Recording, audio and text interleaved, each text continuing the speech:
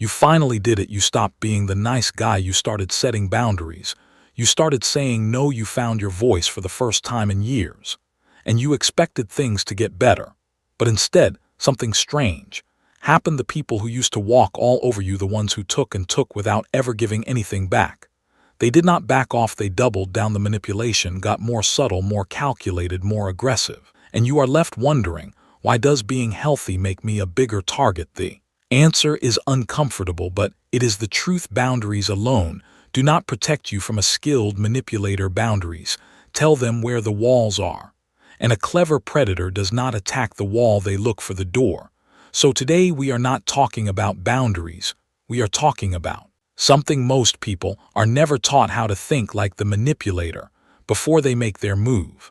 By the end of this video, you will understand exactly how to spot a manipulator's strategy before they execute it, and more importantly, how to become someone they instinctively avoid, not because you are weak, and not because you are cruel, but because you have become unreadable and unusable. If you are tired of being the person predators target, make sure you subscribe right now, because what comes next is information most people go their entire lives without learning. Let's talk about a concept we will call strategic empathy. And this is going to sound strange at first, because most people think empathy and strategy do not belong in the same sentence, but strategic empathy is exactly what it sounds like. It is using your understanding of human psychology, not to manipulate others, but to see manipulation coming before it arrives. Think about how a Machiavellian operator thinks. They are constantly asking, what does this person want? What are they afraid of? What would make them react? And how can I use that information? Most people never ask these questions about the people around them, because asking these questions feels cynical. It feels wrong. But here is the thing: the manipulator is already asking these questions about you every single day.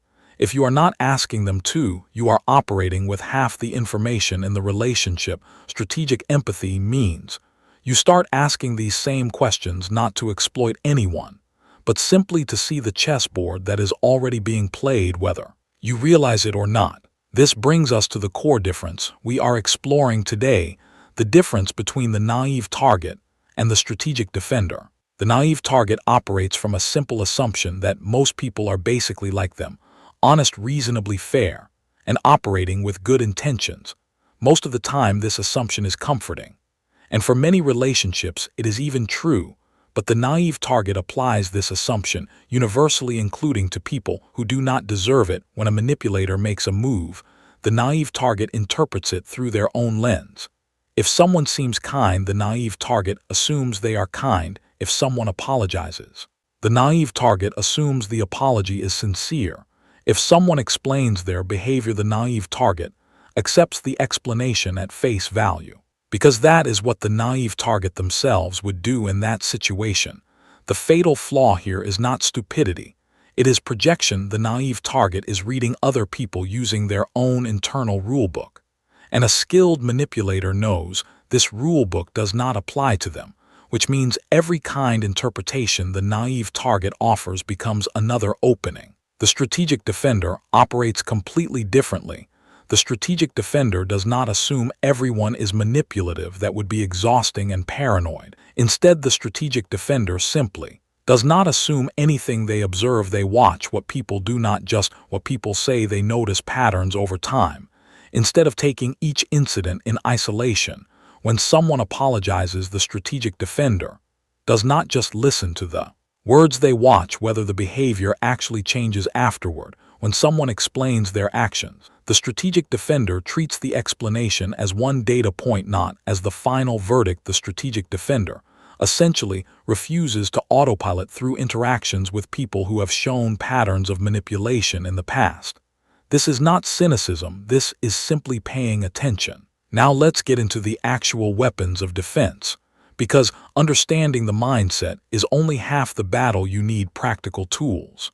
The first law is the law of concealing your intentions. When you became the nice guy who started setting boundaries, one mistake many people make is announcing every change they are about to make. I am done being walked over. I am setting new boundaries now.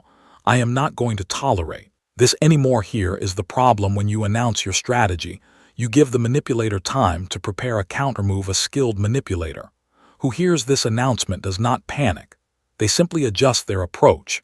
They become more careful, more subtle, more strategic in how they continue the same behavior. The strategic defender does not announce changes. They simply make them quietly. When you stop responding to guilt trips, you do not need to explain why you are not responding to guilt trips anymore. You just stop responding. Silence around your own changes removes the manipulator's ability to prepare a counter strategy. The second law is the law of playing a sucker to catch a sucker. This sounds counterintuitive, but it is incredibly powerful. Sometimes the most useful thing you can do is allow a manipulator to believe their tactic worked when it did not. For example, if someone tries to guilt trip you, and you sense exactly what they are doing instead of calling it out immediately, which tips them off that you have seen through it, you might give a neutral, noncommittal response that neither confirms nor denies success.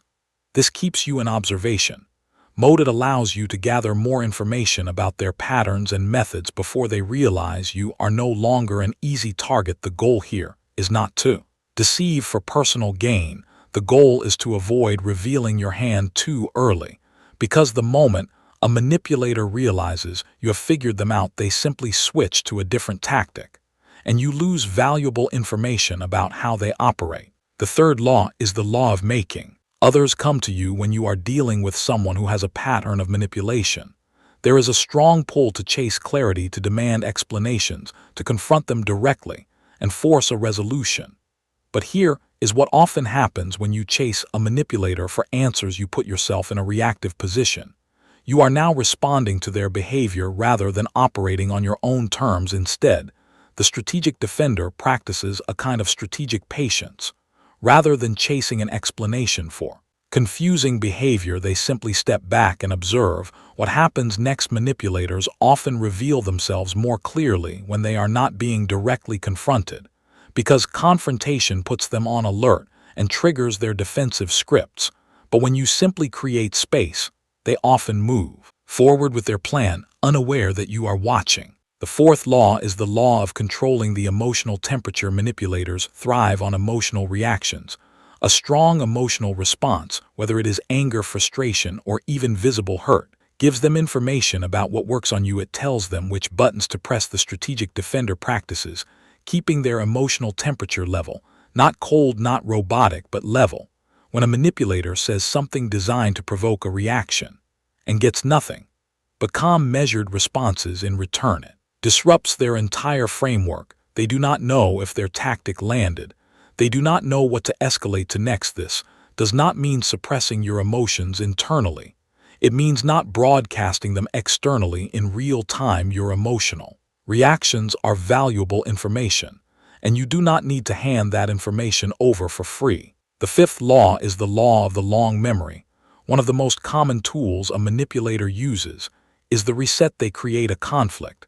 Then they smooth things over with an apology or a kind gesture. And the naive target often experiences this as a clean slate, as if the previous incident did not happen. The strategic defender does not do this. They do not hold a grudge in the emotional sense, but they do hold information in the strategic sense.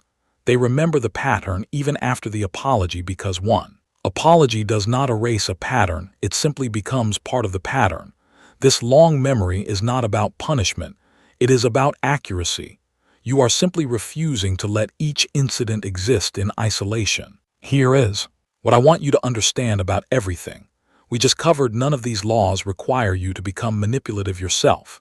You do not have to lie. You do not have to scheme. You do not have to play games for entertainment. What you are doing is refusing to be the only honest player at a table where someone else is not playing by the same rules. Strategic empathy is not about becoming cold.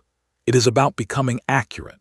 And once you start seeing people's patterns clearly instead of their words alone, something shifts. You stop being surprised by behavior that used to blindside you. And the moment you stop being surprised, you stop being an easy target. Because manipulation depends on predictability.